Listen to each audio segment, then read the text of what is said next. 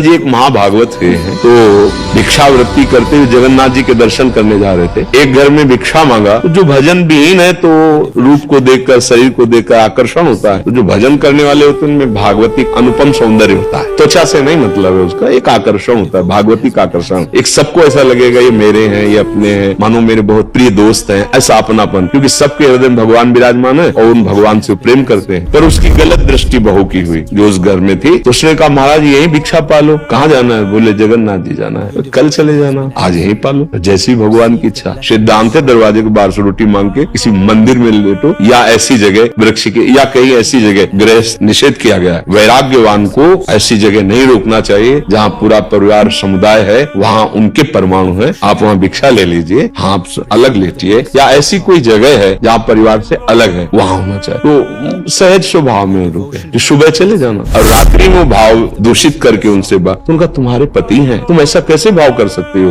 दरवाजा बंद है। वो चली गई, तो शायद उन्होंने समझा कि समझ आ गई होगी, वो गई और सोते हुए पति का गला काट दिया और आगे बोले उनको तो मार दिया। अब का दुष्टा, पति की हत्या कर दी, बहुत निंदनीय। तो उनका अगर आप हमें स्वीकार नहीं करते तो अभी हल्ला मचाते, पूरा जो मोहल्ला है वो जाग के अभी तुम्हें जान से मार देगा। उनका मरना स्वीकार है, गलत आचरण नहीं कर सका। उसने हल्ला मचा दिया, बहुत लोग एकत्रित हो गए। उनका देखो माया का जाल अलग होता है, देखो इसने हमारे पति को मार दिया, पहले तो हमारे साथ गलत भाव करने हमने रोका तो पति ने भी रोका, देखो पति को मार दिया। और वैसा ऐसा उनको राज दरबार में बंदी बना कर उनके हाथ काट दिए गए। एक बार केवल उत्तर दिया था नहीं ये झूठ है, दोबारा नहीं। भगवान के स्मरण में मगन हो गए। अब जो हमारे प्रारब्ध पूर्व का कर्म होगा, जब जगन्नाथ जी के सामने गए ना, तो वहाँ प्रभु हाथ होते तो जोड़कर प्रणाम करता, अब तो प्रणाम से स्वयं नवीन हाथ जागृत हो गए। मतलब कष्ट सहना मंजूर है, लेकिन धर्म विरुद्ध आचरण नहीं।